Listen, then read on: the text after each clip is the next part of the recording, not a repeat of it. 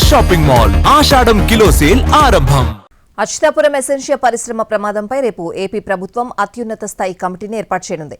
మరోవైపు ఇప్పటికిప్పుడు ఉత్పత్తి మొదలుపెట్టే పరిస్థితి లేకపోవడంతో అచ్యుతాపురం సెల్స్లోని ఎసెన్షియా ఫార్మా సంస్థను మూసేశారు. మరోవైపు ఈ ప్రమాదంలో గాయపడ్డ వారికి వేర్వేరు హాస్పిటల్స్లో ట్రీట్మెంట్ జరుగుతోంది. అనకాపల్లి జిల్లా అచ్యుతాపురం సెల్స్లోని ఎసెన్షియా ఫార్మా కంపెనీలో ఉత్పత్తిని నిలిపివేశారు. ఈ నెల 21 మధ్యాహ్నం 2 గంటల సమయంలో ఎసెన్షియా కంపెనీలో ప్రమాదం సంభవించింది.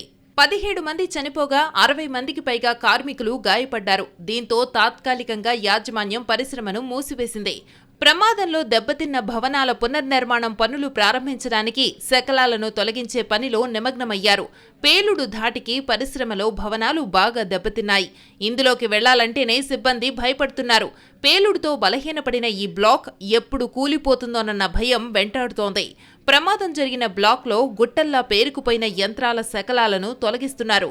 కొందరు కార్మికుల దేహ భాగాలు ప్రమాదంలో చెల్లాచెదురుగా పడ్డాయి.